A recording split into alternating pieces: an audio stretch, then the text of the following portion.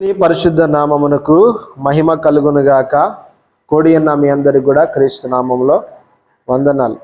అందరికి వందనాలు. సరే, మంచిది. ఈ సమయంలో మనం అందరం కూడా కొద్ది నిమిషాలు దేవుని వాక్యాన్ని ధ్యానం చేద్దాం.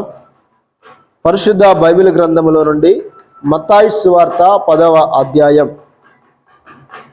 34వ వచనం చదువుదాం.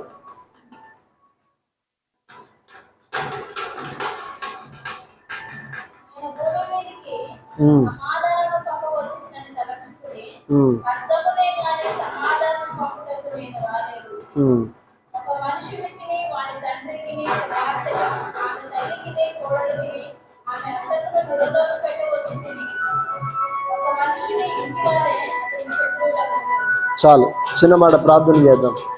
పరిశుద్ధుడమైన తండ్రి, ప్రేమగల దేవుడా, నీకు వందనాలు. కొద్ది నిమిషాలు నీ వాక్యమును ధ్యానిస్తూ ఉండగా మీరు మాతో మాట్లాడిన దేవా సహాయం చేతండి. వినగల చెవి, గ్రహించగల హృదయము ప్రతి బిడ్డకి మీరు అనుగ్రహించమని నిదాసుడు నన్ను బలపరచండి. అందరికీ అర్థమయ్యేలాగా విరిచి పంచిపెట్టి కృప దయచేయమని, యేసయ్యా నీ కృప దయచేయమని యేసు నామములో ప్రార్థించి అడిగి వేడుకుంటున్నాము తండ్రి, ఆమేన్. సరే, మంచిది. చదువుడిన లేఖన భాగంలో చూస్తే ఆ యేసు ప్రభువారు తన 12 మంది శిష్యుల్ని పంపుతూ అనేకమైన విషయాలు వాళ్ళకి తెలియజేస్తూ వచ్చాడు. అనేకమైన ఆజ్ఞలు వాళ్ళకి తెలియజేస్తూ చెప్పుకుంటూ వస్తున్నాడు. ఏంటంటే, నేను భూమి మీదికి సమాధానమును పంపవచ్చునని తలంచుకుడి. యేసు ప్రభువారు వారి శిష్యులతో అంటున్న మాట ఏంటంటే, నేను భూమి మీద సమాధానమును పంపుటకు వచ్చానని తలంచవద్దు అంటున్నాడు. సమాధానం అంటే అర్థం ఏంటంటే, ఏ గొడవలు కానీ ఎలాంటి ఇబ్బందులు కానీ అందరు కలిసి సైక్యతగా ఉండడం. అర్థమవుతుందా? అది సమాధానం అంటే. మరి యేసు ప్రభు చెప్పిన ఈ మాటలో చాలా వరకు చూస్తే ఎలా ఉందంటే కాంట్రవర్సీగా ఉంది.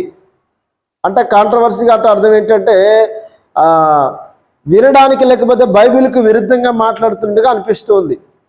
దేవుడు అనేవాడు సమాధానం ఇవ్వడానికి రావాలి, కానీ నేను సమాధానం ఇవ్వడానికి రాలేదని ఎందుకంటున్నాడు యేసు ప్రభువారు? ఇంకేమంటున్నాడు చూడండి అక్కడ, సమాధానమును పంపవచ్చునని తలంచుకుడు కానీ ఖడ్గమునే కానీ సమాధానం పంపుటకు నేను రాలేదు. నేను ఎందుకు వచ్చానంటే ఖడ్గమునే కానీ.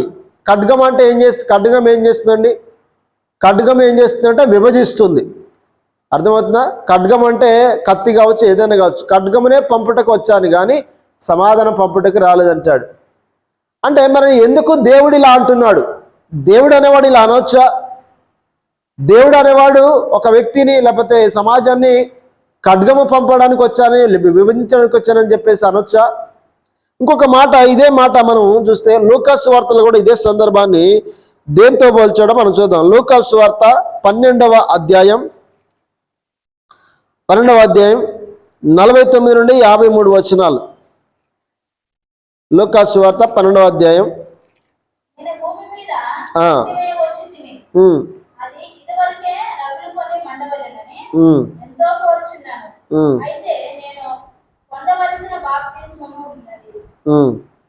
అది నెరవేరు వరకు నేనెంతో ఇబ్బంది పడుచున్నాను. నేను భూమి మీద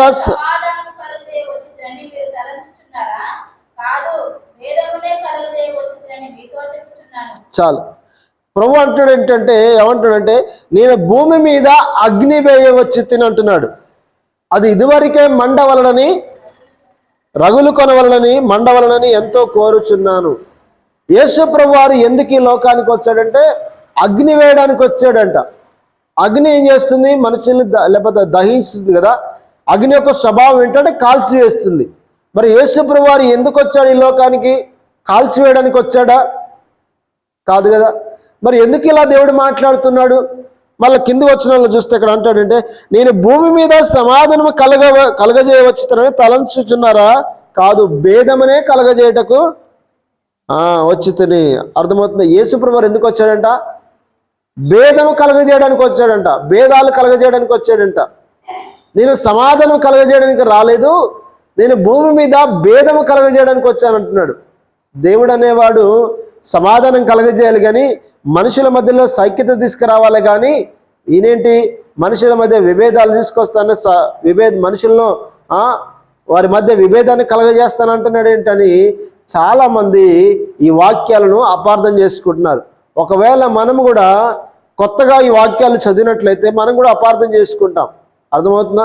ఎందుకంటే దేవుడు అనేవాడు సమాధానం కలగజేయాలి, కానీ ఈయనేంటి, ఈయన అగ్నివేయ వచ్చిస్తానంటున్నాడు, లేకపోతే భేదము కలగజేయడానికి వచ్చిస్తానంటున్నాడు, ఈయన ఖడ్గమనే పంపడానికి వచ్చిందని అంటున్నాడు అని చాలామంది దీన్ని కాంట్రవర్సీగా తీసుకొని దీన్ని విభేదించేవారు ఉంటారు.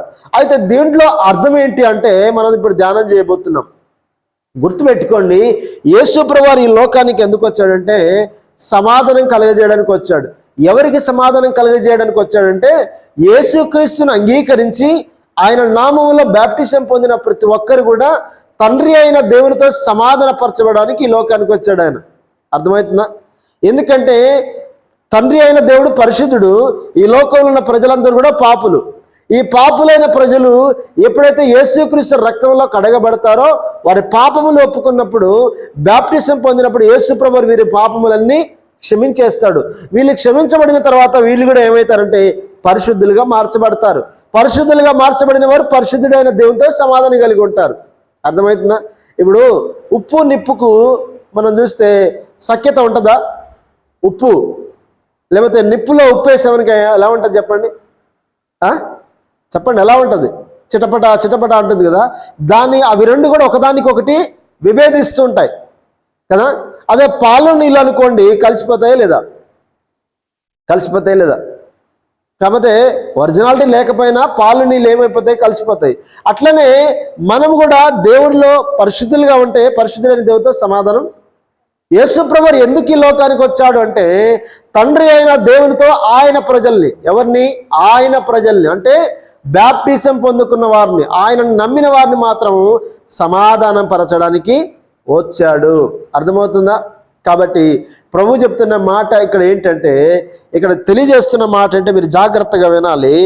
ఎందుకు మాట యేసుప్రభువు చెప్తున్నాడు అని అంటే ఇక్కడ మనం చూసినట్లయితే గమనించండి ప్రియమైన బిడ్డలారా, ఏమంటున్నాడు అంటే నేను భూమి మీద సమాధానం కలగజేయవచ్చునని తలంచుకోడు. అంటే అర్థం ఏంటంటే ఈ భూమి మీద ఉన్న ప్రజలందరికీ కూడా, అనగా పాపులకు కూడా నేను సమాధానం కలగజేయవచ్చునని నమ్మకుడి. అంటే పాపులకు నేను సమాధానం కలగజేయడం రాలేదు. దాని వివరణ కింద ఇస్తున్నాడు. చూడండి, ఖడ్గమునే కానీ సమాధానం పంపుటకు నేను రాలేదు. ఒక మనుషునికిని వారి తండ్రికిని, కుమార్తెకును ఆమె తల్లికిని, ఒక మనుషునికిని తర్వాత వాని తండ్రికిని, అంటే ఓ కుటుంబంలో ఒక తండ్రి కొడుకున్నాడు అనుకోండి, వాళ్ళిద్దరికి కూడా దేవుడు ఏం కలగజేస్తాడట? చూడండి, ఇక్కడ ఒక మనిషిని వాని తండ్రికిని, కుమార్తెకును ఆమె తల్లికిని, తర్వాత కోడలికిని ఆమె అత్తకిని విరోధము పెట్టవచ్చుతని. ఎందుకు వచ్చాడంటే యేసుప్రభువు అత్తకి కోడలికి విరోధం పెట్టవచ్చాడట, కుమారుడికి తండ్రికి విరోధం పెట్టడానికి వచ్చాడట. ఇంకా తర్వాత తల్లికి కుమార్తెకి విరోధం పెట్టడానికి వచ్చాడంట. అవునా కదా? మన దేవుడు విరోధాలు పెట్టేవాడనా? మరి ఎందుకు ఈ మాట చెప్తున్నాడు అంటే గుర్తుపెట్టుకోండి. ఎందుకు ఈ మాట చెప్తున్నాడంటే ఇప్పుడు ఒక కుటుంబంలో ఇద్దరున్నారు అనుకోండి. ఆ కుటుంబంలో ఇద్దరున్నారు. ఇప్పుడు అత్త ఒకవేళ ప్రభువుని నమ్ముకోలేదు, కోడలు ప్రభువుని నమ్ముకుంది అనుకోండి. కోడలేమో ఆదివారం పనికి పోదామని చర్చికి పోవాలంటుంది. అత్త ఏమో ఆదివారం చర్చి లేదు, ఏం లేదు, పనికి పో అని చెప్పేసి అత్త అంటుంది. అంటదా? ఎందుకంటే అత్త మారు మనసు పొందలేదు, అత్త దేవుని బిడ్డగా మారలేదు. కాబట్టి ఇప్పుడు వీళ్ళిద్దరి మధ్యలో సమాధానం ఉంటుందా, విభేదం ఉంటుందా? సమాధానం ఉండదు కదా. కోడలేమో నేను చర్చికే పోవాలంటుంది, అత్త ఏమో లేదు నువ్వు చర్చికి పోవద్దు, నువ్వు ఎక్కడికి పోవాలి, పనికి పోవాలంటుంది కదా. ఒకవేళ భర్త నమ్మలేదు అనుకోండి, భార్య నమ్మింది అనుకోండి, ఒకవేళ నేను ఈరోజు ఊరికి రాను చర్చికి పోతాను అంటే భర్త నువ్వు ఊరికి రావాలి ఖచ్చితంగా, ఈరోజు నువ్వు చర్చిలో చేయాలని చెప్పేసి ఇద్దరి మధ్య ఏం కలుగుతుంది? విభేదం కలుగుతుంది. అంటే దేవుడు చెప్పిన ఆంతర్యం ఏంటంటే గుర్తుపెట్టుకోండి, ఒకరు యేసుక్రీస్తుని నమ్మితే ఇంకొకరు యేసుక్రీస్తుని నమ్మకపోతే వీళ్ళ మధ్య ఏం కలుగుతుందంటే విభేదం కలుగుతుంది. అర్థమవుతుందా? అంటే దాని అర్థం ఏంటంటే యేసుక్రీస్తుని అంగీకరించిన వారిని అందరూ తృణీకరిస్తారు, అందరూ బెదిరిస్తుంటారు, అందరూ కూడా అనేక రకాలుగా అవమానపరుస్తుంటారు, అనేక రకాలుగా నిందిస్తూ ఉంటారు. కాబట్టి యేసుప్రభు అన్నాడంటే నేను లోకానికి లేకపోతే క్రైస్తవులకి సమాధానం కలగజేయడానికి రాలేదు, విభేదాన్ని కలగజేయడానికి వచ్చాను. అంటే నన్ను నమ్ముకున్న బిడ్డలందరూ కూడా ద్వేషించబడతారు, నన్ను నమ్ముకున్న బిడ్డలందరూ కూడా అత్త చేత తృణీకరించబడతాడు, తండ్రి చేత తృణీకరించబడతారు, మామ చేత తృణీకరించబడతారు, లేకపోతే మామ ఒకవేళ నమ్ముకుంటే కొడుకు చేత లేకపోతే కోడల చేత తృణీకరించబడతారు. అంటే ఈ విధంగా విభేదాలన్నీ కలుగుతూ ఉంటాయి. అర్థమైందా? యేసుప్రభు చెప్పిన ఆంతర్యం ఇది, యేసుప్రభు మాట్లాడిన మాటలోని ఇది భావం ఇది. మనం చేస్తే ఒకసారి సడన్గా మనం చదివితే మనకు అర్థం కాదు. యేసుప్రభు మరి ఏంటి విభేదాన్ని కలగజేయడానికి వచ్చాడా? అట్లయితే ఆయన దేవుడు కాదని మనం అపార్థం చేసుకుంటాం. అంటే అర్థం ఏంటంటే యేసుప్రభుని నమ్మిన వారందరినీ కూడా ఈ లోకం ఏం చేస్తుందంటే తృణీకరిస్తుంది, ఈ లోకం ఏం చేస్తుందంటే ద్వేషిస్తుంది. అర్థమవుతుందా? అందుకోసమే ఇక్కడ చెప్తున్నాడు చూడండి, ఇంకేమంటున్నాడు ఆయన చూడండి అక్కడ, ఒక మనుషునికి వాని తండ్రికి, ఇంట్లో ఇద్దరు ఉన్నారనుకోండి, ఒక మనుషుడు వాని తండ్రి ఇద్దరుంటే ఏం కలుగుతుందంట? విభేదము కలుగుతుంది. అర్థమవుతుందా? చూడండి అక్కడ, కుమార్తెకును ఆమె తల్లికిని, ఒకళ్ళ కూతురు యేసుప్రభుని నమ్ముకుంది అనుకోండి, తల్లి ఏం చేస్తుంది?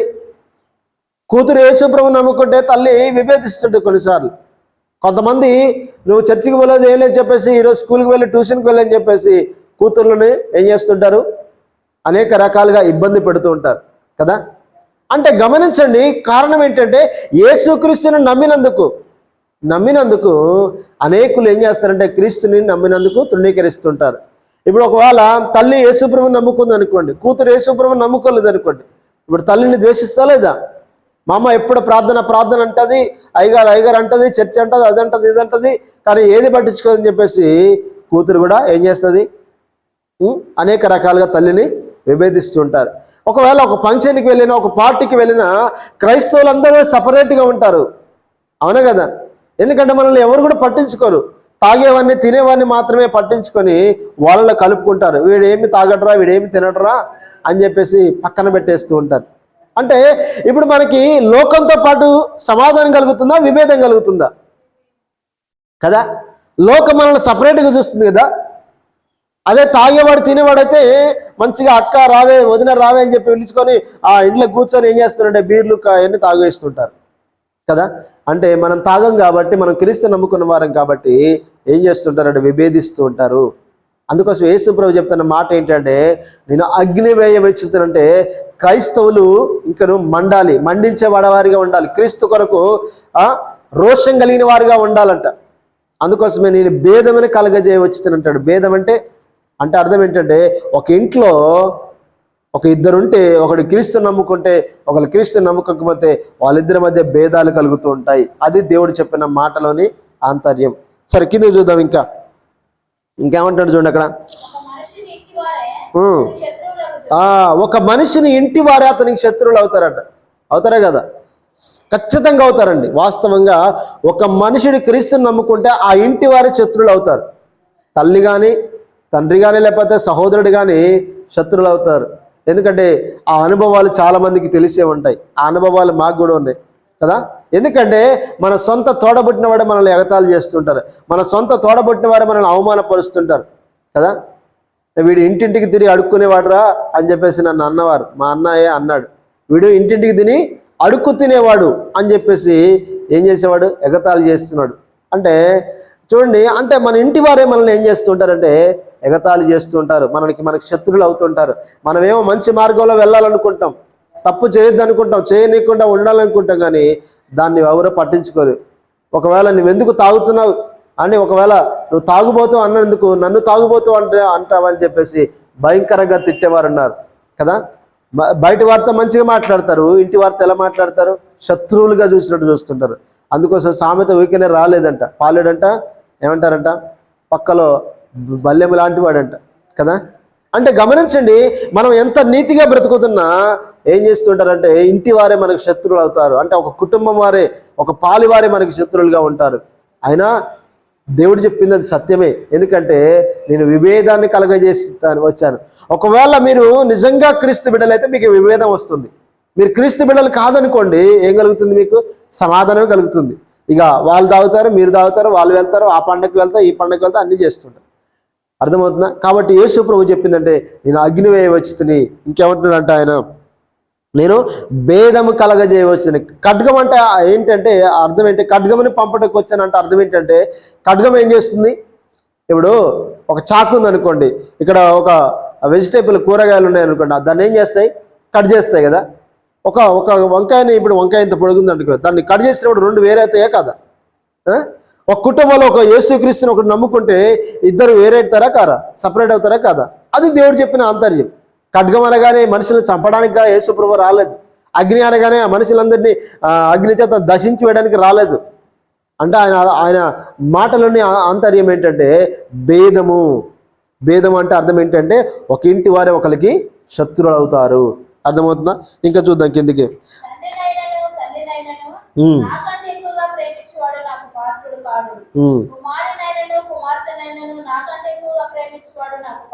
చాలు. హల్లెలూయా. ఫస్ట్ ఏంటంటే యేసుక్రీస్తుని నమ్ముకున్నందుకు, యేసు ప్రభువుని మనం తెలుసుకున్నందుకు మన ఇంటి వారే మనకు శత్రువులు అవుతారని మీరు గుర్తుపెట్టుకోవాలి. మీరు ఏ విషయంలో దాని విషయంలో కంగారేం పడద్దు. ఒకవేళ నన్ను మా ఆయన రానిట్లేదు లేకపోతే మా ఇంటి వారే మమ్మల్ని తృణీకరిస్తున్నారు అంటే ఖచ్చితంగా యేసు ప్రభు చెప్పింది జరుగుతుందని మీరు ధైర్యం తెచ్చుకోవాలి. యేసు ప్రభు చెప్పాడు కాబట్టి అదే జరుగుతుంది కదా. ఇక దాన్ని కొత్తగా మనం ఆలోచించాల్సిన అవసరం లేదు. కొంతమంది కొత్తగా ఆలోచిస్తుంటారు, అయ్యా నేను చర్చికి రావడం వల్ల మా ఫ్యామిలీ అంతా నన్ను దూషిస్తున్నారు, మా ఫ్యామిలీ అంతా నన్ను తిడుతున్నారు అని చెప్పేసి బాధపడవలసిన అవసరం లేదు. ఉందంటారా? మనం బాధపడవలసిన అవసరం లేదు, దుఃఖించాల్సిన అవసరం లేదు. ఎందుకంటే యేసు ప్రభు ఆల్రెడీ ముందు చెప్పాడు, నువ్వు యేసుక్రీస్తుని అంగీకరిస్తే నీకు లోకం కాదు, నీ కుటుంబమే నీకు శత్రువులు అవుతారు. కాబట్టి ఒకవేళ మనకు శత్రువులు అయితే మనం ఏం బాధపడద్దు, దేవుడు చెప్పిందే జరుగుతుంది అని మనల్ని మనం ధైర్యం తెచ్చుకొని యేసుని వెంబడిస్తూ వెళ్ళిపోవాలి. అర్థమవుతుందా? రెండవది ఏంటంటే యేసు ప్రభుని మనం ఎలా ప్రేమించాలంటే ఇక్కడ చెప్తున్నాడు.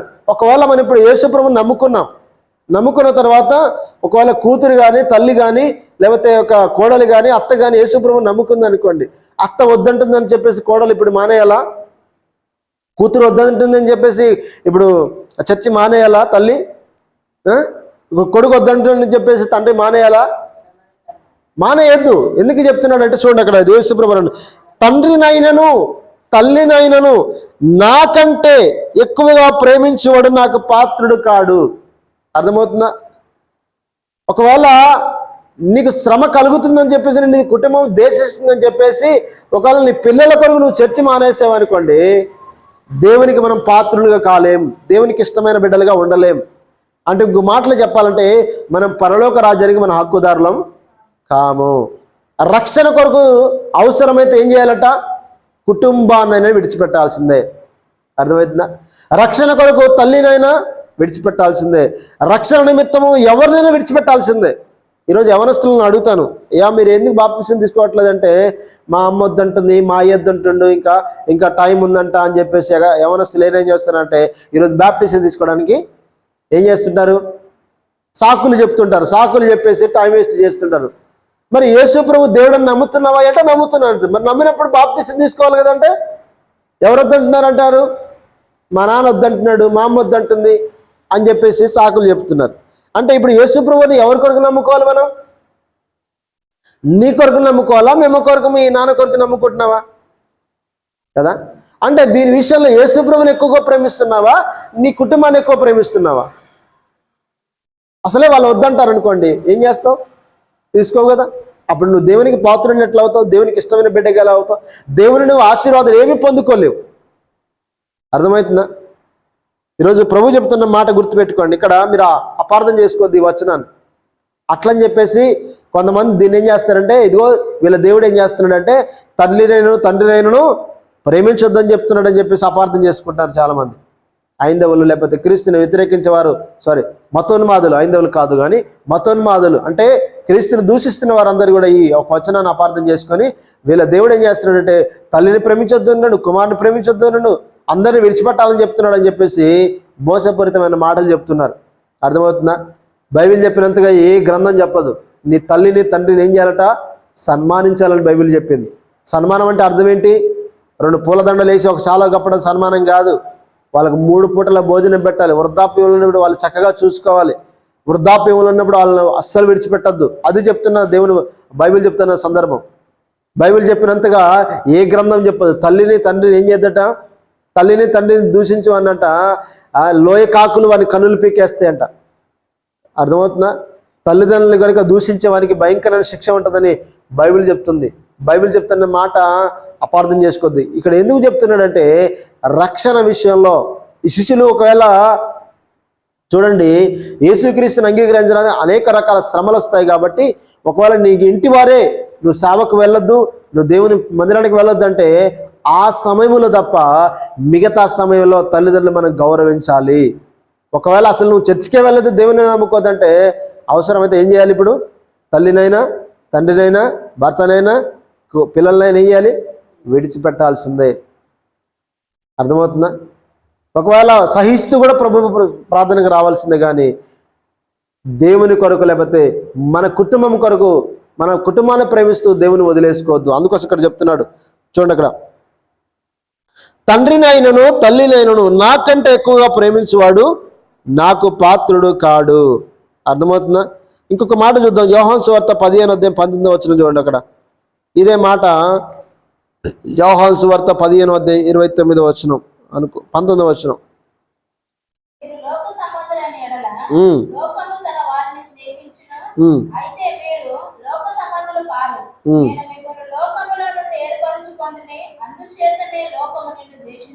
చాలు చూడండి. అక్కడ మీరు లోక సంబంధులైన ఎడల అంటే క్రీస్తును నమ్మని వారైతే ఏం చేస్తుంట?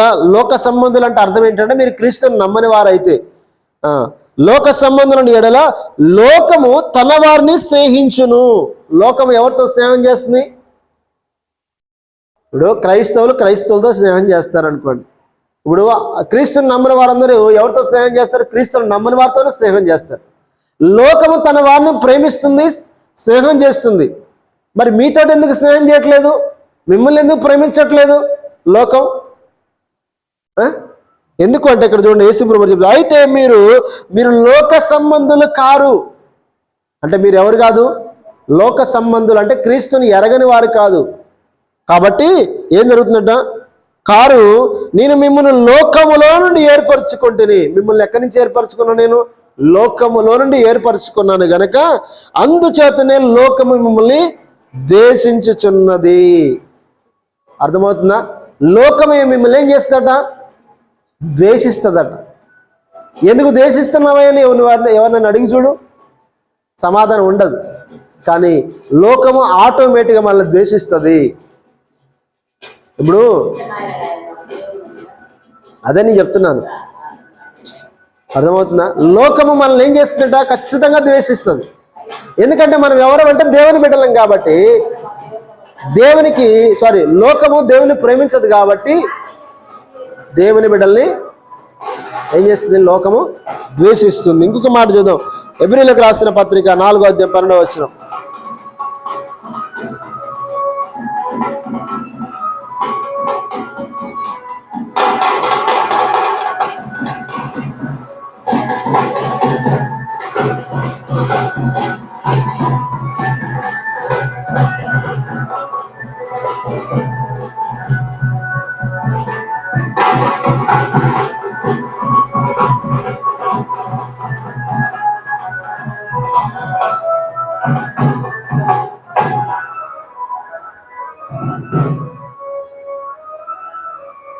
హల్లెలూయా.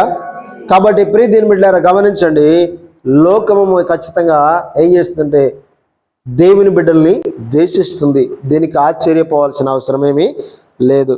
ఇక చూద్దాం, మరలా మత్తయి సువార్తకు వద్దాం. ఇక్కడ ఏముందంటే, ఇక తల్లినైనను తండ్రినైనను నాకంటే ఎక్కువగా ప్రేమించువాడు నాకు పాత్రుడు కాడు.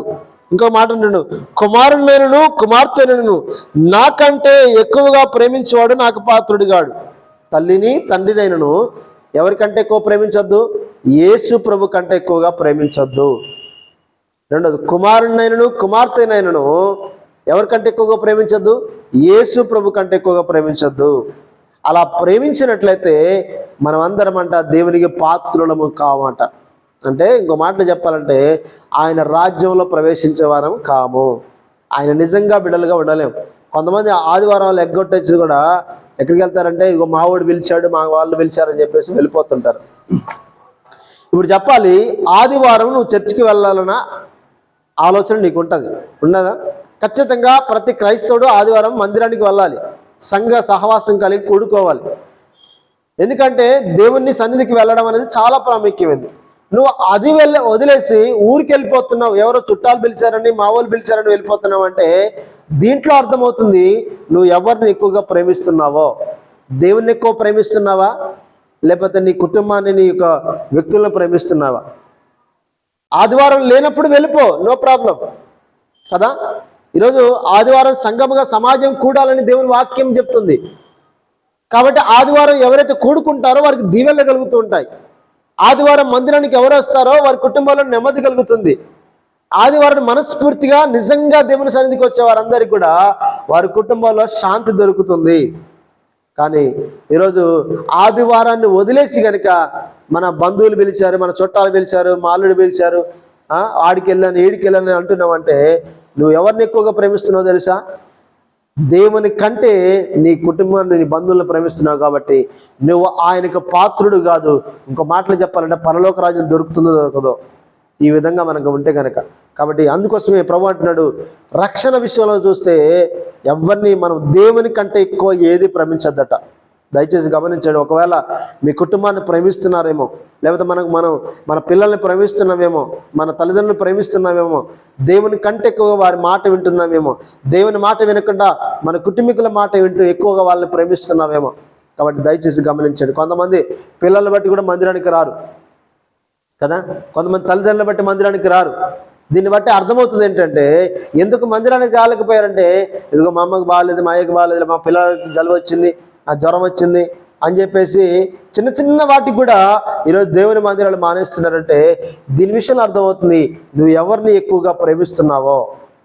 అందుకోసమే దేవుడు అన్నాడు, ఎంత శ్రమనిక కలిగినా, ఎంత ఏది కలిగినా నాకంటే ఎక్కువ నువ్వు దేవుని ప్రేమించద్దు. ఇంకొక మాట చెప్తున్నాడు చూడండి, దేవుణ్ణి ఫస్ట్ ప్రేమించాలి, దేవుని తర్వాత మన ఫ్యామిలీని ప్రేమించాలి. అర్థమవుతుందా? దేవుని తర్వాత ఎవరిని ప్రేమించాలి? మన ఫ్యామిలీని ప్రేమించాలి. ఇంకో మాటలు చెప్పాలంటే దేవుని ప్రేమించేవాడే ఫ్యామిలీని ప్రేమించగలుగుతాడండి. దేవుని ప్రేమించకుండా అసలు సాటి మనిషిని ప్రేమించలేడు. ఒకవేళ ప్రేమిస్తున్నాడంటే ఆ ప్రేమ నాటకం, అదంతా కూడా నటనతో కూడింది.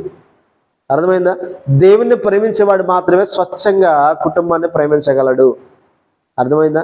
కాబట్టి ఇక్కడ యేసు ప్రభు చెప్తున్న మాట ఏంటంటే మనం యేసు ప్రభు కంటే ఎవరిని, కుమారుడినైనను కుమార్తెనైనను తల్లిదండ్రులైనను ఎక్కువగా ప్రేమించొద్దు. ఇక్కడ నుండి దయచేసి ఆ మాట గుర్తుపెట్టుకోండి. అర్థమైందా? కొంతమంది ఏం చేస్తారంటే ఊరు నుంచి పిల్లాడు వచ్చాడని చెప్పేసి హాస్టల్కి పోయొచ్చాడు, చదువుకు పోయొచ్చాడు కాబట్టి ఈరోజు మందిరానికి రాను అని మానేసి ఇంటికాడ కూర్చొని పిండి వంటలు చేసుకుంటూ లేకపోతే చికెన్ మటన్ తెచ్చి మంచిగా వండి పెడతా ఉంటారు. దీన్ని బట్టి అర్థమవుతుంది ఆదివారం అని తెలిసి కూడా దేవుణ్ణి ఆరాధించాలి, దేవుని గణపరచాలి తెలిసి కూడా ఈరోజు నీ పిల్లవాడి కొరకు ఇంటికాడ ఆగిపోయావంటే దీంట్లోనే అర్థమవుతుంది నువ్వు ఎంతగా దేవుణ్ణి ప్రేమిస్తున్నావో. దేవుని కంటిగా నీకు ఎవరిని ప్రేమిస్తున్నావా?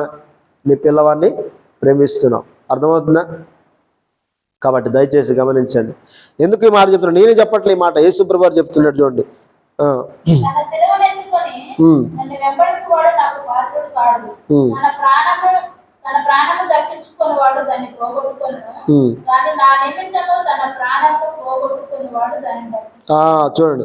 చూడండి యేసు ప్రభు ఏమంటున్నాడంటే మూడవది, ఫస్ట్ ఏమో ఏం చెప్పాడు ఆయన? ఖచ్చితంగా క్రీస్తుని నమ్ముకున్నందుకు మనల్ని సపరేట్ చేస్తారు. రెండవది ఏంటంటే మన పిల్లల కంటే, మన తల్లిదండ్రుల కంటే కూడా యేసుని ఎక్కువగా మనం ప్రేమించాలి, అప్పుడు మాత్రమే ఆయనకు పాత్రులుగా ఉంటాం. మూడవది యేసు ప్రభువుని ఎలా వెంబడించాలి మనం? చూడండి ఎలా వెంబడించాలి. యేసు ప్రభువుని నమ్ముకుంటే ఆశీర్వాదాలు వస్తాయా? యేసు ప్రభువుని నమ్ముకుంటే దీవెనలు వచ్చేస్తాయా? యేసు ప్రభువుని నమ్ముకుంటే అన్నీ మనకు సౌఖ్యంగా జరుగుతాయంటే జరగవు. చూడండి అక్కడ, తన సిలువను ఎత్తుకొని నన్ను వెంబడింపడి వాడు నాకు పాత్రుడు కాడు. సిలువ అంటే అర్థం ఏంటంటే శ్రమ. అంటే సిలువ అంటే మన సిలువను మనం ఎత్తుకొని ఎవరిని వెంబడించాలి? యేసయ్యను వెంబడించాలి. అంటే యేసు ప్రభువుని నమ్మిన తర్వాత మనకి ఏం కలుగుతుందంటే శ్రమ కలుగుతుంది. మరి యేసు ప్రభు నీ కొరకు శ్రమ పడలేదా? యేసు ప్రభు నీ కొరకు ఆయన శరీరం దున్నబడిందంట, కోడల చేత కొట్టబడింది, మాంసం ముద్దలు ఊడిపోయి రక్తమంతా ఏరులై పారుతుంది. అట్లాంటి భయంకరమైన శ్రమ పొందుకున్నాడు నీ కొరకు యేసు ప్రభువారు. అంతగా నీ కొరకు ప్రాణం పెట్టి నిన్ను రక్షిస్తే యేసు ప్రభు కొరకు చిన్న అవమానం భరించలేవా? యేసు ప్రభు కొరకు చిన్న విభేదాన్ని భరించలేవా? ఖచ్చితంగా మన సిలువను ఎత్తుకొని మనం యేసయ్యను వెంబడించాలి. అర్థమవుతుందా? ఒక్కొక్కసారి క్రైస్తవులు అయిన వారే కూడా దూషిస్తారండి. ఏం ప్రార్థన, ఎప్పుడు ప్రార్థన, ఇప్పుడు ఆ ప్రార్థన పోయేది, ఇంతసేపు ఆ ప్రార్థన పోయేది అని చెప్పేసి ఇంటి వారే మనల్ని ఏం చేస్తుంటారు? ఎగతాళి చేస్తుంటారు. అంటే నమ్మిన వారే యేసు ప్రభు నమ్మిన వారే ఏం చేస్తున్నట్టుంటే యేసయ్యను వెంబడిస్తున్న వారిని వెనక్కి లాగుతూ ఉంటారట. కాబట్టి అంటే అరే వీళ్ళే అర్థం చేసుకుంటారు అనుకుంటే వీళ్ళే మనల్ని ఏం చేస్తున్నారు? దేవుడు అంటే తెలుసు, బాప్తిసం అంటే తెలుసు, ప్రార్థన అంటే తెలుసు, అన్నీ తెలుసు, కానీ మరలా మంచిగా ప్రార్థన పోయినవన్నీ వెనక్కి లాగుతుంటారు. ఇది కూడా ఒక శ్రమ లాంటిదే. అర్థమవుతుందా? యేసు ప్రభువుని నమ్ముకున్నప్పుడు కొన్నిసార్లు పస్తులు ఉండాల్సి వస్తుంది.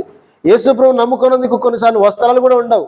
యేసు ప్రభువుని నమ్ముకున్నందుకు కొన్నిసార్లు పిల్లలు కూడా పస్తులుండి ఫీజులు కూడా కట్టని పరిస్థితులు రావచ్చు. అర్థమవుతుందా? యేసు ప్రభువుని వెంబడిస్తున్నప్పుడు అనేకులు తృణీకరిస్తారట. యేసు ప్రభువుని నమ్ముకున్నందుకు తెలియకుండానే కొట్టేస్తారట. మన ఒక దిన ఒడిశా ప్రాంతాల్లో ఒక ఆయన ఏం చేశాడు, మార్చి 1 తారీఖు కల్లా 2 ప్రాంతాల్లో ఉన్న ప్రజలందరూ చంపేయాలని కంకణం కట్టుకున్నాడట. క్రైస్తవుల్ని, 2 గ్రామాల్లో ఉన్న ప్రజల్ని. ఈ క్రైస్తవ లోకమంతా వణికిపోతుంది, ఏం జరుగుతుందో అని చెప్పేసి. కానీ ప్రార్థన చేశారు, దేవుని కృపను బట్టి సామరస్యంగా చర్చించుకున్నారని సమాచారం అందింది. అది ఎంతవరకు వాస్తవం అని తెలియదు. కానీ అంటే ఒక్కటి గుర్తుపెట్టుకోండి, యేసు ప్రభు దగ్గరికి వస్తే ఫిక్స్ అయిపోవాలి, శ్రమ వస్తుంది అని చెప్పేసి. అర్థమైందా? అట్లని చెప్పేసి ఎప్పుడు దేవుడి శ్రమనే ఇవ్వడండి. దేవుడంట సుఖ దుఃఖాలను ఏర్పాటు చేశాడండి మానవునికి కదా. పొద్దుస్తమానం కష్టపడ్డారు అనుకోండి, ఇక రెస్ట్ లేకుంటే ఎలా ఉంటుంది చెప్పండి. అందుకోసమే దేవుడు మనకి ఏం కలగజేశాడట? చీకటిని కలగజేశాడట.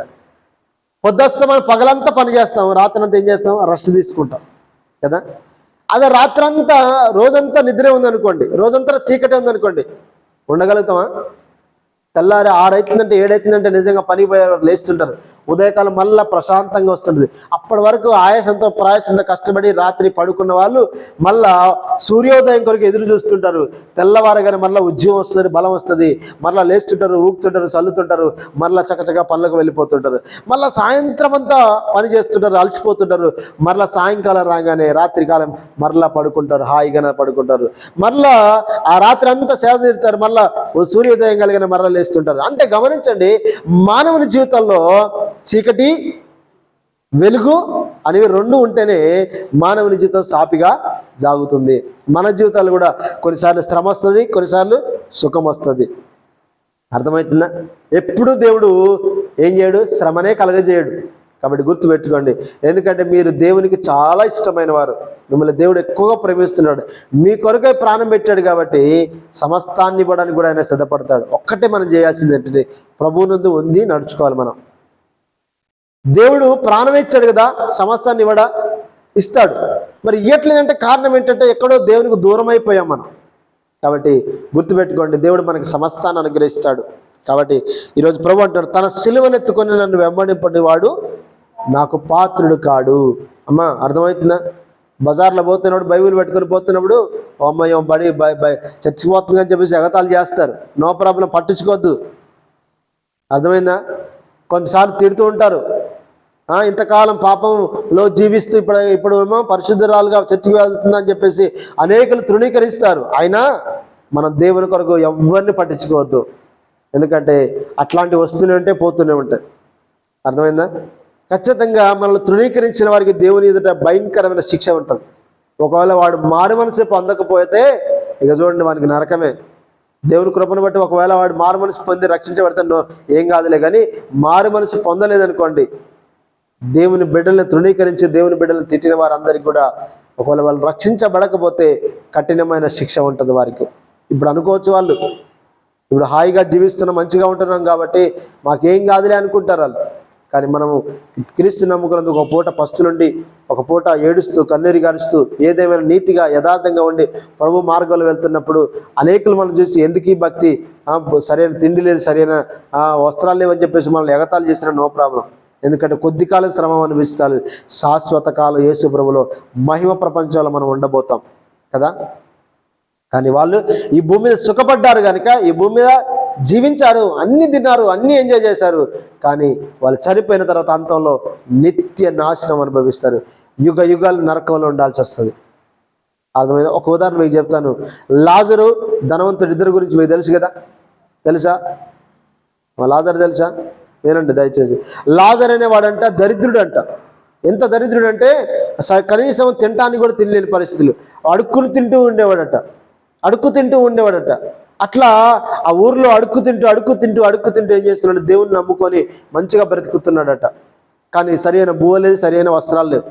కానీ ఒక ధనవంతుడు ఉన్నాడంట, ఎప్పుడు చూసినా పట్టు వస్త్రాలు, ఎప్పుడు చూసినా మంచి ద్రాక్షరసం తాగుతూ మంచి మంచి బట్టలు కట్టుకుంటూ తనకు పండిన ధాన్యం అంతా కొట్లు, మరలా ఈ రూమ్ సరిపోతే మరొక రూమ్ కట్టి అట్లా ధాన్యాన్ని పోసుకుంటూ విస్తారంగా తిని తాగి ఎంజాయ్ చేస్తున్నాడట. ఇద్దరు ఒకే రోజు చనిపోయారు. వీడు దరిద్రుడిగా బ్రతికి ప్రభుని అంగీకరించి నీతిగా బ్రతికాడు కనుక పరలోక రాజ్యాన్ని చేరుకున్నాడు. వీడి లోకంలో ఇష్టానుసారంగా జీవిస్తూ ఇష్టానుసారంగా బ్రతికి తాగి తిని ఎంజాయ్ చేసి బ్రతికినందుకు వాడు నిత్య నాశనంలో నరకంలో పడ్డాడు. ఇప్పుడేమో వీడేమో మంచిగా తింటున్నాడు, వీడేమో కనీసం ఒక్క చుక్క నీటి కొరకు ఎదుగులాడుతున్నాడట. అంటే అర్థం ఏంటి? ఈ లోకంలో క్రైస్తవులుగా మనం బ్రతికినందుకు రేపు పరలోక రాజ్యంలో సుఖం ఇవ్వబోతున్నాడు దేవుడు. కాబట్టి దయచేసి మనం ఏం చేయాలంట, మన సిలువ అంటే మన భారాల్ని మనమే మోసుకుంటూ వెళ్ళాలి. అర్థమైందా? చూద్దాం ఇక త్వరగా. తన సిలువనెత్తుకొని నన్ను వెంబడింపనివాడు నాకు పాత్రుడు కాడు, తన ప్రాణము దక్కించుకొని వాడు దాన్ని పోగొట్టుకొనుడు కానీ నా నిమిత్తము తన ప్రాణము పోగొట్టుకున్నాడు దాన్ని దక్కించుకున్నాను. అర్థమవుతుందా? ఇప్పుడు సువార్త ప్రకటించడానికి వెళ్తున్నాం అనుకోండి, ఈ ఊర్లోకి వెళ్తే చంపేస్తారు, కొడతారు అని చెప్పేసి ఎవరైనా అన్నారనుకోండి, హై హల్లెలూయా, యేసు ప్రభువుని నమ్ముకుని నువ్వు సువార్త ప్రకటిస్తున్నందుకు నేను ఖచ్చితంగా చంపేస్తారని ఎవరైనా చెప్పారనుకోండి, అమ్మో సువార్త వద్దు ఏమొద్దు, ఇక నేను యేసయ్య నమ్ముకొని ఏమనుకుని నా ప్రాణమే నాకు ముఖ్యం అనుకొని వదిలేసి యేసయ్యని వదిలేసిపోయాను అనుకోండి, ఏం జరుగుతుంది? చూడకండి, తన ప్రాణము దక్కించుకుని వాడు అంటే ఈ లోకంలో తన ప్రాణము కొరకు యేసయ్యని వదిలేసేవాడు పరలోక రాజ్యాన్ని పోగొట్టుకుంటాడు. యేసు ప్రభు కొరకు ప్రాణము పోగొట్టుకునేవాడు పరలోక రాజ్యాన్ని దక్కించుకుంటాడట. హల్లెలూయా. అర్థమైందా? ఇప్పుడు ఈ లోకంలో కష్టాలు వస్తాయి, శ్రమ వస్తుంది, యేసు ప్రభువుని నమ్ముకున్నందుకు నిన్ను చంపేస్తారని ఎవరనంటే, అమ్మో అవునా, యేసయ్య నమ్ముకున్నందుకు నన్ను చంపేస్తారు కాబట్టి నాకు యేసయ్య వద్దు అన్నాం అనుకోండి, నీ ప్రాణం దక్కుతుంది. ఈ లోకంలో నిన్ను ఎవరు చంపరు, కానీ పరలోక రాజ్యం దొరకదు నీకు. కానీ యేసు ప్రభువుని నమ్ముకున్నందుకు నా ప్రాణం పోతుందా? అయితే పోనీయండి, నన్ను చంపేస్తారా? చంపేసుకోండి. కానీ అలా చంపేయబడడానికి పరలోక రాజ్యంలో స్థలం దక్కుతుంది. హల్లెలూయా. అంటే శిష్యులకు చెప్తున్నాడు, మీరు సువార్తకి వెళ్తున్నారు, ఇప్పుడు మీరు దేవుని రాజ్యాన్ని ప్రకటించడానికి వెళ్తున్నారు. ఎవరు ఎక్కడ మిమ్మల్ని చంపుతారో తెలియదు, ఎక్కడ మీకు శ్రమ కలుగుతుందో తెలియదు, ఎవరు ఎలాంట స్పందిస్తారో తెలియదు. కాబట్టి నా నిమిత్తం ప్రాణం పోగొట్టుకున్న వాడు దాన్ని దక్కించుకుంటాడు. నా నిమిత్తము ఒకవేళ మీరు ప్రాణం దక్కించుకోవడానికి మీరు ఒకవేళ ఉంటే కనుక దాన్ని పోగొట్టుకుంటారు. హల్లెలూయా.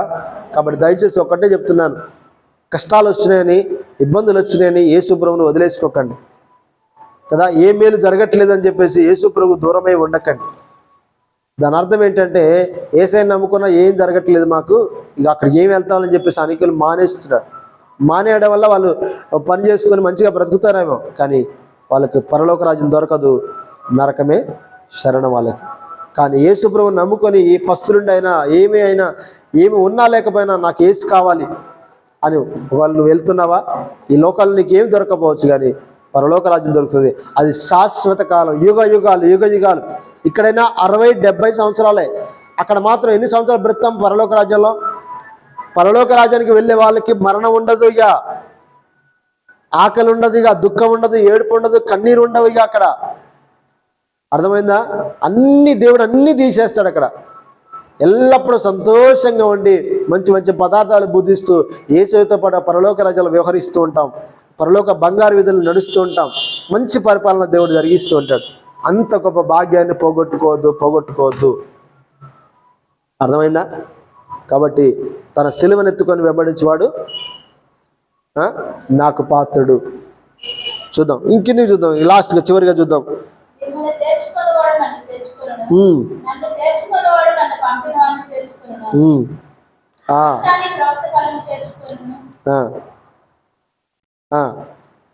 నీతిమంతుని చేర్చుకునేవాడు నీతిమంతుని ఫలం పొందును. మరి శిష్యుడని ఎవడు ఈ చిన్నవారిలో ఒకని గిన్నెడు చన్నీళ్లు మాత్రం తాగనిచ్చునో వాడు తన ఫలం పోగొట్టుకున్నాడని నిశ్చయంగా మీతో చెప్పుచున్నాను. చివరిగా, ఇంతగా శ్రమపడుతూ కష్టపడుతూ సేవ చేస్తున్న వ్యక్తుల్ని ఎవరైతే చేర్చుకుంటారో మిమ్మల్ని చేర్చుకున్నవాడు నన్ను చేర్చుకున్నవాడు అని చెప్తున్నాడు యేసుప్రభువారు. అర్థమైందా? ఇప్పుడు శిష్యులను పంపిస్తున్నాడు, కొన్ని రకాలుగా శ్రమలు వస్తాయి, కష్టాలు వస్తాయి. అరే ఈ దేవుని సేవకులు వచ్చారు ఈ ప్రాంతానికి అని చెప్పేసి ఎవరైనా మేము ఆ ఇంటికి పిలిచారనుకోండి, దేవుని సేవకులతో పాటు ఆ ఇంట్లో ఎవరు అడుగు పెడతారట? యేసుప్రభువారు అడుగు పెడతాడట. యేసుప్రభువుతో పాటు ఎవరు అడుగు పెడతారట? యేసుప్రభువును పంపిన తండ్రి అడుగు పెడతాడట. ఇప్పుడు 3 వ్యక్తులు ఆ ఇంటికి వచ్చారనుకోండి, ఆ ఇంట్లో దీవెనలు ఉంటాయా ఉండవా? ఆ ఇంట్లో ఆశీర్వాదాలు ఉంటాయా ఉండవా? ఖచ్చితంగా ఉంటాయి. శ్రమ పడుతున్న ఒక సావుకుని, శ్రమ పడుతున్న ఒక శిష్యుని చేర్చుకుంటే ఖచ్చితంగా యేసుప్రభుని చేర్చుకున్నట్టే. అర్థమైందా? యేసుప్రభుని చేర్చుకుంటే ఆయనను పంపిన తండ్రిని చేర్చుకున్నట్టే. ఇప్పుడు యేసుప్రభు వారి తండ్రి అక్కడ ఉంటే కనుక ఖచ్చితంగా ఆ కుటుంబం దీవించబడుతుంది, ఆ కుటుంబం ఆశీర్వదించబడుతుంది. కష్టాల్లో ఉన్నా నష్టాల్లో ఉన్నా ఆ కుటుంబానికి ఖచ్చితంగా మేలు జరుగుతుంది. అర్థమైందా? మేలు జరుగుతుంది. ఎందుకంటే గుర్తుపెట్టుకోండి, దేవుడు ఖచ్చితంగా ఏదో ఒక మేలు చేస్తూ ఉంటాడు ఆయన. ఎందుకంటే దేవుడు అన్యాయస్తుడు కాదండి, దేవుడు అన్యాయస్తుడు కాదు. ఒక రోజున నేను ఆటో దోలుకుంటూ కూర్చున్నాను. ఆటో దోలుకుంటూ కూర్చొని రేపటి దినాన 4,000 రూపాయలు కట్టాలి. కట్టకపోతే ఇబ్బంది అవుతుంది, ఎందుకంటే 10 మందితో పని కాబట్టి అమౌంట్ లేవు. ఒక 2 అడిగాను, ఎవరు కూడా ఇవ్వలేదు. ఇవ్వకపోయేసరికి ఏం చేయాలి ప్రభా ఏంటి అని అక్కడ పెట్టుకొని కూర్చున్నాను. ఒక వ్యక్తి వస్తున్నాడు, అడుక్కునే వ్యక్తి దగ్గరికి వచ్చి అయ్యా అని చేయి చాపుతున్నాడు. నేను టెన్షన్లో ఉన్నాను, నేను ప్రెజర్లో ఉన్నాను. ఇప్పుడు నాకే ఏం చేయాలో తెలియక ఇబ్బంది పడుతున్నాను. ఆ సమయంలో ఆ వ్యక్తి వచ్చి అయ్యా అడుగుతున్నాడు. నాకేమనిపించింది అంటే టక్కన, అరే ఇది కూడా నాకు పరీక్ష కావచ్చు, చూద్దాం. నేను అడుగుతానని నాకు ఎవరు ఇవ్వలేదు కదా. ఇప్పుడు నా దగ్గరికి వచ్చిన వ్యక్తి ఆయనకి ఇవ్వకపోతే ఇప్పుడు నేను పరీక్షించబడతానని చెప్పేసి వెంటనే అనిపించగానే ఏం చేశానండి, నా దగ్గర ఉన్న 10 రూపాయలు తీసే ఆయనకి ఇచ్చాను. ఇచ్చిన తర్వాత ఆయన సంతోషంగా వెళ్ళిపోయాడు. తన మనసులో ఏమనుకున్నాడో ఏమో తెలియదు, కానీ దేవుడు దీవించిన కంటే చాలు. బీదలు ఖచ్చితంగా దేవుడు దీవించాడు. నువ్వు చల్లగా ఉండాలంటే ఖచ్చితంగా దీవెన కలుగుతాయి మనకి. అనగానే ఒక 2 అడిగాను. వెంటనే వాళ్ళు స్పందించకుండానే ఫోన్ చేసినా ఎత్తలేదు. ఒక చిన్న మెసేజ్ పెట్టి నాకు ఎంత అవసరం ఉంది అమౌంట్ అనగానే ఓకే అని చెప్పేసి వెంటనే 5 నిమిషాల్లో 2,000 రూపాయలు పంపించాను. మరొక వ్యక్తిని అడిగాను, అయ్యా నాకు ఇంకా 2,000 రూపాయలు అవసరం ఉంది అనక, అయ్యా ఇంటికి రండి, నేను వేరే దగ్గర ప్రార్థనకు ఉన్నాను, ఇంటికి రండి ఇచ్చేస్తానని. సాయంత్రం ఇంటికి వెళ్ళని తీసుకున్నాను. చూడండి, దేవుడు ఎంత గొప్పవాడంటే మనం ఇతరులకు హెల్ప్ చేసినప్పుడు ఖచ్చితంగా మనకు అది నాకు పరీక్షలాగా అనిపించింది. నేను ఆ వ్యక్తిని కనుక దూషిస్తే లేవు ఇప్పుడు నాకు నా దగ్గర లేవని చెప్పేసి వెళ్ళగొట్టాను అనుకోండి, దేవుడు కూడా నన్ను చూస్తూ ఉంటాడు. అరే నీ పరిస్థితి కూడా ఇంతేరా అని చెప్పి దేవుడు చూస్తాడు. కాబట్టి ప్రియతని బిడ్డలారా గమనించండి, దేవుడు ఏ సమయానికి ఏం కావాలో ఖచ్చితంగా అది ఇస్తాడు. కాబట్టి ఎలా ఉండాలంటే మనం యథార్థవంతులుగా నీతిమంతులుగా బ్రతికినప్పుడు మాత్రమే ఖచ్చితంగా ఏ మేలు చేయకుండా ఆయన ఉండలేడు. అర్థమవుతుందా? మీకు ఒక ఉదాహరణ చెప్పాను, నాది కాకుండా ఇంకొక ఉదాహరణ చెప్తున్నాను. ఏంటంటే ఒక వ్యక్తికి 1000 రూపాయలు అవసరమైంది, దాని దగ్గర 700 రూపాయలు ఉన్నాయి. 700 రూపాయలు ఉన్నప్పుడు ఆయా ప్రభుని అడుగుతున్నాడు, ప్రభా నాకు ఇంకో 300 దయచేయని ప్రార్థన చేస్తున్నాడు. చేస్తుండేసరికి ఒక ఆయన వచ్చాడట. ఆయన దగ్గరికి వచ్చి, అయ్యా నాకు 700 రూపాయలు అవసరం ఇవ్వవా అన్నాడట. ఇప్పుడు ఏం చేయాలి? ఆయన 700 రూపాయలు ఉన్నాయి అవసరమన్నా ఇవ్వవా అనగానే ఈ 700 రూపాయలు ఉన్న వ్యక్తి ఈయనకి ఎంత కావాలా? 300 కావాలి. ఈయన ప్రార్థన చేస్తున్నాడు. ఇంకోటి వచ్చి నన్ను 700 అడుగుతున్నాడు, నేనేం చేయాలి ఇప్పుడు అని అంటే ఆయనకేమో అనిపించిందట, దేవుడు మాట్లాడుతున్నాడు, ఆయనకి ఆ 700 ఇచ్చేయని చెప్పేసి అన్నాడు. ఏంటి ప్రభా, నాకు 1000 రూపాయలు కావాలి, ఇంకా 300 అవసరం ఉన్నాయి, ఇప్పుడు 700 ఉన్నాయి, ఈ 700 ఆయనకి ఏమంటే అని చెప్పేసి ఆయన అనలేదు. అనకుండా దేవుడు చెప్పిందంటే చేశాడట. చేయగానే ఆ 300 ఆ వ్యక్తి 700 తీసుకొని పోయాడు.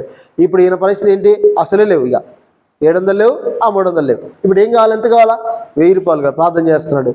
అనుకోకుండా ఒక వ్యక్తి వచ్చాడట. వచ్చి అయ్యగారు ప్రార్థన చేయండి అని చెప్పాడట. ప్రార్థన చేశాడట. ప్రార్థన చేయగానే ఆయన పోతూ ఏం చేశాడంటే ఒక కానుక పెట్టి వెళ్ళిపోయాడట. ఆ కానుక పెట్టి వెళ్ళిపోయగానే ఆ కానుకలో ఎంత ఉందని చూస్తే ఆ పేపర్ విప్పితే 1000 రూపాయలు ఉన్నాయంట అలా. హల్లెలూయా. అంటే దీన్ని బట్టి మనకి ఏమర్థం అవుతుందంటే మనం అక్కర్లో ఉన్నాం కదా, కానీ ఎవరైతే మన దగ్గరికి అక్కర్లో ఉన్నప్పుడు వస్తే వాళ్ళకు మనకు హెల్ప్ చేస్తే మనకు దేవుడు ఖచ్చితంగా హెల్ప్ చేస్తాడు. ఇక్కడ ప్రభు చెప్తున్న మాట ఏంటంటే, నేను ముగిస్తాను, నన్ను చేర్చుకుని వాడు నన్ను పంపిన వాడిని చేర్చుకుంటాడు. ప్రవక్తకి మీరు హెల్ప్ చేస్తే, సహాయం చేస్తే ప్రవక్త ఫలం పొందుతారట. నీతిమంతుని చేర్చుకుంటే నీతిమంతుని ఫలము మీరు పొందుతారు. శిష్యుని చేర్చుకుంటే శిష్యుని యొక్క ఫలం మీరు పొందుతారు.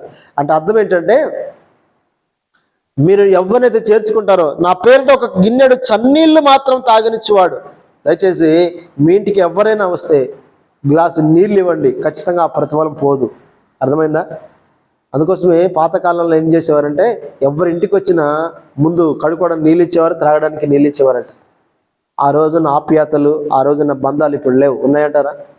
కానీ ఈరోజు ఒక గిన్నెడు చన్నీళ్ళు ఆయన పేరిట వచ్చేవారికి, ఆయన నామంలో వచ్చే సావుకులకు కానీ ఎవరికి కానీ గిన్నెడు చన్నీళ్ళు ఇచ్చినా కూడా త్రాగనిచ్చిన వాడు తన ఫలం పోగొట్టుకున్నాడని నిశ్చయంగా మీతో చెప్పుచున్నాను. హల్లెలూయా. కాబట్టి ఆయన పేరిట వచ్చిన వానికి నువ్వు ఏదైనా సాయం చేయి. ఒక ముద్ద భోజనం పెట్టినా, ఒక గ్లాసు నీళ్ళు ఇచ్చినా ఖచ్చితంగా దాని ప్రతిఫలం దేవుడు మీకు ఇచ్చే పోతాడు ఆయన. దీనికి ఉదాహరణ చెప్తాను, ముగిస్తాను. ఒక దినాన ఒక స్త్రీ ఉంది, ఆమె విధవరాలు అంటే భర్త లేడు, ఒక కుమారుడు లేడు ఆమెకి. అయితే ఆమె అదంతా కరువు కాలం, సరైన పంటలు పండట్లేదు, వర్షాలు రావట్లేదు, అంత ఎడారిలాగా ఉండిపోయింది. ఆమె దగ్గర కొంచెం నూనె ఉందంట, ఆమె దగ్గర కొంచెం పిండి ఉందంట. ఆమె పేరు ఎవరో మీకు తెలుసు, సారెపతు విధవరాలు. మీరు తర్వాత చదువుకోవచ్చు. అక్కడ 1 రాజుల గ్రంథం 17వ అధ్యాయం 10వ వచనంలో ఉంటుంది. సరే వినండి. ఆమె ఏం చేస్తుందంటే, అడవికి వెళ్ళి పుల్లలు ఏరుకుంటుంది. పుల్లలు తెలుసు కదా మీకు, పుల్లలు ఏరుతుందట. పుల్లలు ఏరుతున్నప్పుడు ఆమె దగ్గరికి దైవజనుడు వచ్చాడు, సావుకుడు ఏలియా అనే దైవజనుడు వచ్చి ఆమె దగ్గరికి వచ్చి అంటున్నాడు, అమ్మ కొన్ని నీళ్ళు ఇస్తావా అన్నాడు. అయితే ఆ తల్లి నీళ్ళు తెద్దామని ఇంట్లోకి పోతున్నప్పుడు ఆయన ఏమన్నాడంటే, అమ్మ నీళ్ళు కాదు కానీ ఒక రొట్టె ముక్క చేసుకొని రావా, నాకు బాగా ఆకలి అవుతుంది అన్నాడంట. అనగానే ఆమె చెప్పిన సమాధానం ఏంటంటే, అయ్యా నా ఇంట్లో కొంచెం మాత్రమే బుడ్డిలో నూనె ఉంది, తొట్టిలో కొంచెం పిండి ఉంది, 2 అప్పాలు మాత్రమే అవుతాయి, 2 రొట్టెలు మాత్రమే అవుతాయి.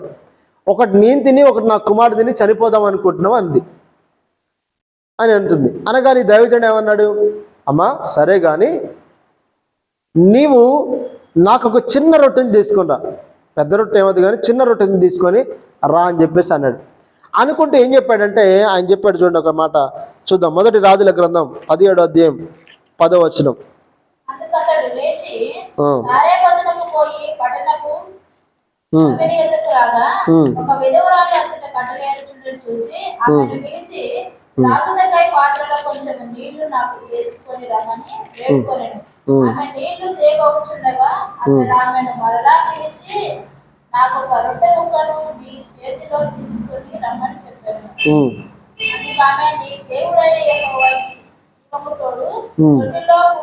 పట్టెడు పిండియు బుడ్డిలో కొంచెం నూనెయు నా యుద్ధం ఉన్నవే గాని అప్పం ఒక్కటైనను లేదు. మేము చావక ముందు నేను ఇంటికి పోయి వాటిని నాకును నా బిడ్డకుని సిద్ధం చేసుకొనవలనని కొన్ని పుల్లలు ఏరుటకై వచ్చినను. అప్పుడు ఏలియా ఆమెతో, ఇట్లా భయపడవద్దు, పోయి నువ్వు చెప్పినట్లు చేయము, భయపడొద్దు కానీ నేను చెప్పినట్లు చేయమని ఏలియా అంటున్నాడంట. అర్థమవుతుందా? ఇంకా చూడండి అక్కడ. అయితే అందులో నాకు ఒక చిన్న అప్పము మొదట చేసి నా యొద్దకు తీసుకుని రమ్ము. మొదట నాకు ఒక చిన్న అప్పము చేసుకునిరా, తర్వాత నీకును నీ బిడ్డకును అప్పములు చేసుకొనుము. భూమి మీద యెహోవా వర్షము కురిపించే వరకు ఆ తొట్టిలో ఉన్న పిండి తక్కువ కాదు, బుడ్డిలో నూనె అయిపోదని ఇశ్రాయేలుల దేవుడని యెహోవా సెలవిచ్చి ఉన్నాడనను. అంతటా ఆమె వెళ్ళి ఏలియా చెప్పిన మాట చొప్పున చేయగా అతడును ఆమె ఇంటి వారును అనేక దినములు భోజనము చేయుచు వచ్చిరి. హల్లెలూయా, హల్లెలూయా. అంటే ఒక్కరోజు తినే ఆ 2 రొట్టెలకు దేవుడు సావుకుడు చెప్పాడు, ఒక రొట్టె నాకు చేసుకొని రా. ఇగో దేవుడు సెలవిస్తున్నాడు ఏంటంటే, వర్షము పడేంత వరకు కరువు కాలం అంతా నీవు నీ కుటుంబం వారు నీ బంధువులంతా కూడా సంతృప్తిగా భోజనం చేస్తారు. ఏంటో తెలుసా? ఆ బుడ్డిలో ఏమైపోదట? నూనె అయిపోదట, ఆ తొట్టిలో పిండి అయిపోదు అని దేవుడు చెప్తున్నాడు. కాబట్టి నీకు చెప్తున్నాను అని చెప్పగానే ఆ కరువు కాలం అంతా పోషించబడ్డారట. చూసారా? ఒక దైవజనుడు ఆ ఇంటికి అడుగు పెడితే ఆ కుటుంబం కరువులో ఉంది కాబట్టి ఆ కుటుంబం కరువు కాలం అంతయు పోషించబడింది, ఆ కరువు అంతా తీరిపోయింది. అందుకోసం దేవుడు చెప్పాడు, నన్ను చేర్చుకుని వాడు నా సావుకుని చేర్చుకునేవాడు నన్ను పంపిన వాడిని చేర్చుకుంటాడు, నన్ను పంపిన వాడిని నన్ను చేర్చుకుంటే నన్ను పంపిన వాడిని కూడా చేర్చుకుంటాడు. కాబట్టి మీరు ఏమిచ్చినా దాని ప్రతిఫలం మీకు పోదు. హల్లెలూయా. కాబట్టి దయచేసి గుర్తుపెట్టుకోండి, మీరు కూడా ఎవ్వరు ఒక సావుకుడు మీ ఇంటికి వచ్చి నీళ్లు తాగాలని భోజనం చేయాలని ఆశపడండి. ఆ కుటుంబాలు దీవించబడతాయి, ఆ కుటుంబాలు ఆశీర్వదించబడతాయి. మీరు ఎంతగా ఆ నీళ్ళు ఇవ్వడానికి భోజనం పెట్టి ఎంతగా మీరు ఇంకా తృణీకరిస్తుంటారో లేకపోతే ఆలస్యం చేస్తుంటారో దేవుడు మీ కుటుంబాల్లో అడుగు పెట్టకపోతే ఆశీర్వాదాలు దొరకవు, దీవెనలు దొరకవు. కాబట్టి ఈరోజు ఆ సారపోతే విధవరాలు చేసినట్టుగా మనం చేయగలిగితే ఆమె పోషించబడినట్టుగా మనం కూడా పోషించబడతాం. అవునా కదా? కాబట్టి ఈ మాటలన్నీ కూడా దేవుడు మన వినికిడిలో దీవించును గాక. అర్థమైందా? ఫస్ట్ యేసుక్రీస్తు నమ్మినందుకు మన కుటుంబం వారే మనకు శత్రువులు అవుతారు. రెండవది, మన పిల్లల కంటే ఎక్కువగా మన యేసుని ప్రేమించాలి. యేసు ప్రభువుని ఎలా వెంబడించాలి? శ్రమలు పడుతూ మన సిలువ అనే శ్రమలు ఎత్తుకొని ఆయనను వెంబడించాలి. తర్వాత ఏం చేయాలి? యేసు ప్రభు యొక్క సావుకుల్ని మన ఇంట చేర్చుకొని మన ఆశీర్వాదాలు పొందుకోవాలి. అర్థమైందా? దేవుడి మాటలు దీవించును గాక. అందరం తలలో ఉంచుదాం, ప్రార్థన చేద్దాం. స్తోత్రం, హల్లెలూయా, హల్లెలూయా, హల్లెలూయా. స్తోత్రం, స్తోత్రం, స్తోత్రం, స్తోత్రం, స్తోత్రం, స్తోత్రం. హల్లెలూయా, హల్లెలూయా, హల్లెలూయా. పరిశుద్ధుడైన తండ్రి, ప్రేమగల దేవుడా నీకు వందనాలు. కృపగల యేసయ్య మీకే కృతజ్ఞతలు చెల్లిస్తున్నాం ప్రభువా. ఇదిగో నాయన, ఇంతవరకు మీరు మాట్లాడిన ప్రతి మాట